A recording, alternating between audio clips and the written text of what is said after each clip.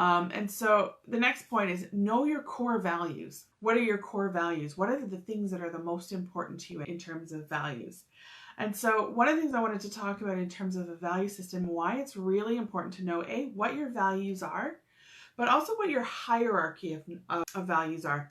Because sometimes values can be in conflict with one another. So you might hold two values as being really important in your life.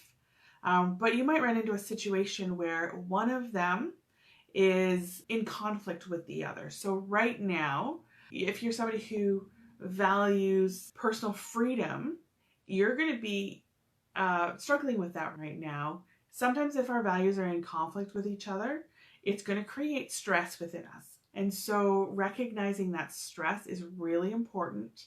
And like we talked about yesterday, some of those things around the managing that stress, it can be difficult, right? If you're someone who really, really values spending time with your extended family, then you can't go out right now. That's going to be really hard for you. But recognizing that and then saying, okay, what are the creative ways I can find to spend time with my family without actually being with them? So this is the beauty, again, of our current age with the technology, is we have that ability. When we think back to things like the Spanish flu and when the Black Plague hit, that people were confined to their houses. They didn't have this technology then. All they could do to keep in touch with people is a pen and paper and write a letter and put it in the mail. And that was even if there was someone available to deliver the mail at the time. So people might go weeks and months and even years sometimes without hearing from their loved ones, where we have that ability to do that instant. So making sure you find those things. Those ways to do that. Knowing what your core values are is also it's going to be really important through this time. If you want to thrive, you have to know what those things are. The next one is knowing your history. So in order for me to know myself, I have to know where I've come from. I can think about what was my family, what's my family of origin, what ethnic background do I come from, what was the culture in the area where I grew up.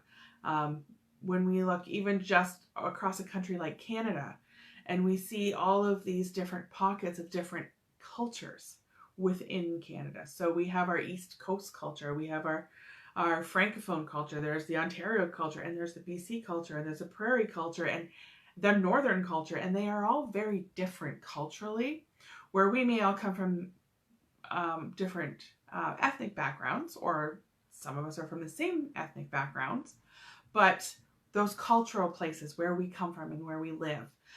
If you're somebody who's come from another country, or your parents have come from another country, you may have the culture of where your parents came from that's also influenced how you've grown and become who you are. What are the traditions that you have in your life? What are the traditions culturally? What are the traditions in your community? What are the traditions in your family?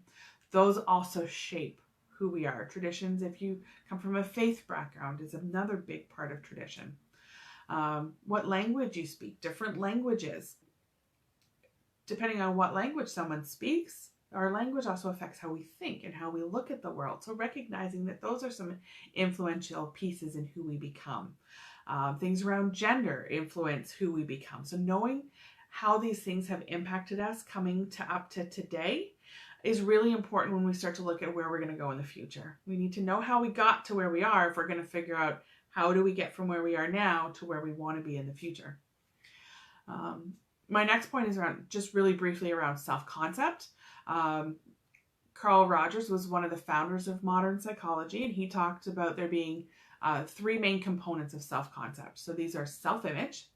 That is the view that you have of yourself. So how do you see yourself? How do you describe yourself? What is your identity? Self-esteem or self-worth. This is about how much value do you place on yourself?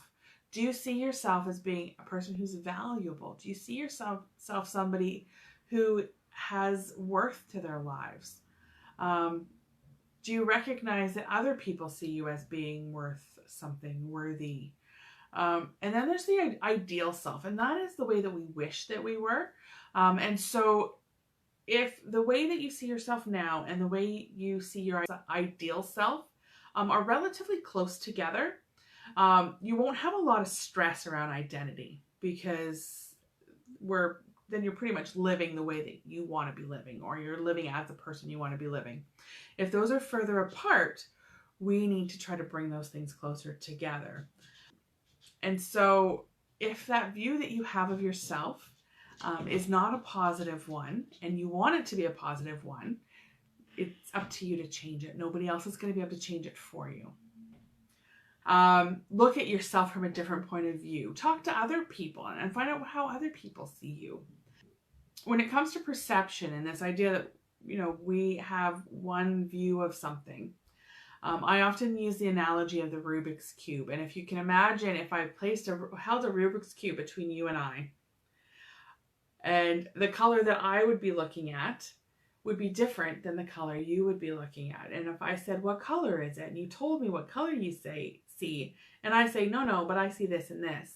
And maybe we can both see the top and we can agree on that part. And then there's still this part underneath at the bottom that neither of us can see. And so when we're talking about perception, is we have to sometimes move around a situation to see it from different angles. And we can't really move around ourselves to see ourselves from different angles. So we need to take the information that we can get from other people. And we want to make sure that we're taking that from reliable sources. We don't want to be taking it from people who are going to tell us negative things. My experience in life is generally if people are telling you negative things, it's because they see themselves in a negative light. And so find people who already see themselves in a positive light and ask them for feedback. And that will help you to get a better concept of yourself as well. The second one is let go of judgment. So letting go of the judgment that you might have over yourself. Learning to just be okay with, we don't have to be perfect. And then that is okay. And then the third point is set new expectations for yourself. So often when our ideal self and the way that we see ourselves right now, if those are too far apart, sometimes it's because the ideal self that we have in our mind is not realistic. That we're setting this expectation of ourselves that is probably not even realistic for anyone to achieve. And so it's always going to cause you stress because you're going to feel like you can never get there. And so by bringing that closer and changing the perception of you bring those two more in line to each other. That's going to cause you a lot less stress, and it's going to make it much easier for you to grow and develop and really thrive.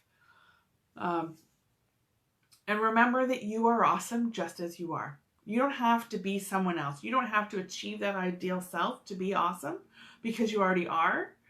That ideal self is just becoming more awesome, and it is becoming more authentic and more in line with who you really are at the core. And so think about this idea of being awesome, and ask yourself, do I believe it? Do I know it in the deepest part of myself? Do I know it in my soul that I am awesome? And do you believe it? Because there is and never has and never will be another you. You are the only one in the entire history of the planet and the entire future of the planet who can ever be you. You're the only one, so be the best you that you can be. Keeping in mind, you're created in the image of God. So as his image bearers, just with the attributes that God gives us as being in his image, it has already made us awesome. God is awesome, and he has given us a piece of that awesome in his creation of us. And so to me, that is really what awesome is all about, and being able to thrive in that knowledge that we are awesome because God has created us with a piece of his awesome in us. Each person has value and worth. Recognizing value is not what makes you valuable. So I'm going to say that again. Being able to recognize the value is not what makes something valuable. So think about this, the picture of a lost diamond. Imagine you've lost a diamond, and it's fallen among the rocks somewhere. Now, that diamond is not less valuable just because you've lost it, just because you don't know where it is. Awareness or lack of awareness does not affect its value. Just because you don't see your own value, it doesn't mean it isn't there. Your value is there even when you can't see it. And so let me ask you, do you tend to downplay your own value? Do you put yourself down? Do you deflate your own value? If you're doing that, I want you to stop. Stop doing it. And I know many of you have felt, trampled down by the world. People may have told you that you're worthless and that you're no good. I want you to imagine if I hand you a $100 bill and I say, now crumple it up and then toss it in the dirt and then stomp on it and really dig your foot into it, grind it into that dirt. And I say, no, pick it up. What's the value of that $100 bill? Right? Do you focus on the tears and the dirt that's stuck on the $100 bill, or do you focus on the fact that you still have a $100 bill in your hand? And that $100 bill can still do the things that it was intended to, even before it got stomped down. And so really put that thought into the fact that it doesn't matter how badly you've been trampled down or stomped down by others. You still have value. Your value is intrinsic. It was born in you. Your value has been there since the day that God breathed life into you. It has always been there. So treat yourself as somebody who is awesome. Recognize the awesome in you. When you can recognize the awesome, then you start to really thrive and flourish. And so to embrace your awesome, it requires acceptance of yourself as yourself. Adjusting that ideal sense of self, making every effort to live your best life, and to live as your best self.